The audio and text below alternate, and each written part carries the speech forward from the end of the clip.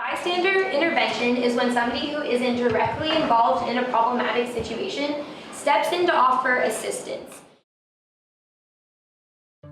Well, SWAT stands for Sexual Wellness Advocacy Team. We are a group here on campus that use theater and other interactive activities to start discussions about consent, sexual violence, healthy communication, healthy sexuality, and we traditionally do so through a skit style workshop presentation that involves providing active information as well as providing bystander intervention skills. The whole workshop is kind of like a process. So we have a pre-workshop where we assign roles. There's a bunch of different roles, and we start with an introduction where we introduce like ourselves and like our beliefs, like that we're survivor-centered, sex-positive, things like that. And then we go into interactive activity where we kind of have somebody think of a positive, intimate experience, and then they tell their neighbor, but we actually don't make them tell their neighbor. But that's to gain empathy for the survivor.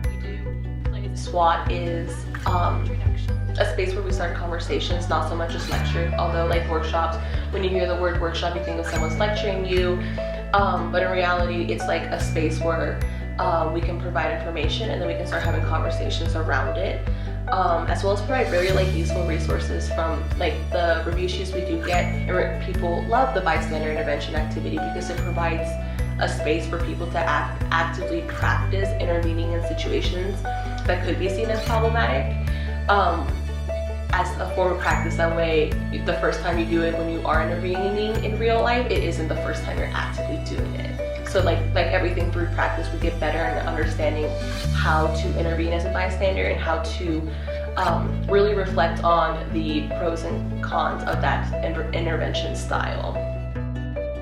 Every year we've done a different type of skit. So we've done things where also depends on the theme. So like one year it was all about intersectionalities, and so we did like a intertwined story compilation. So every spotter that's what we call ourselves, spotters. But every person kind of like free wrote like their experiences within sexual violence, and we kind of made stories. So we would try to do different identities and how it affects them differently.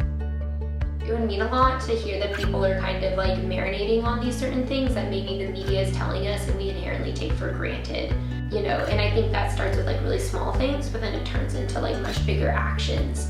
And also like sometimes people are just gonna be shitty fucking people, and we're never gonna change those like assholes who actively want to take advantage of people, but at least we can create a community that can understand that there needs to be justice for those survivors and justice against those perpetrators, and be able to, you know, create safety in that regard, because I feel like we don't know enough about perpetrators to be able to be like, well, that could be my brother, that could be my dad. We always just say survivors could be my sister or my mother.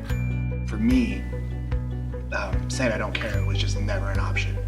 And so I chose to try to do something about it. I think that's kind of like why we're all here. For whatever reason, that workshop just felt really important. And so every workshop should feel that important to us, because I mean, we all just talked about like what we're here, why we're here to do what we're doing. It's all really important shit. I'm a survivor, and for a long time there weren't really the correct resources, or I didn't know about them, and I saw dating violence, abusive relationships, all that kind of stuff happening to friends of mine, and I felt like there wasn't anything I could do, and SWAT helps me know what to do. I've had people come up to me and say, hey, I have a friend and they're in this really gross relationship, how do I help them? And I've been able to point them to resources, get that person help, as well as be like, hey, you can, you know, support your friend, help them figure out that they do have power, and that kind of a thing is really cool to me, and it's really important to me that we do this work. I am a survivor of sexual assault, and so this was my way of kind of gaining my voice back. Also just because knowledge is really important. It's affected me, my family in multiple ways, multiple times, and I just think it was really important to have that conversation and kind of be my way to contribute to that.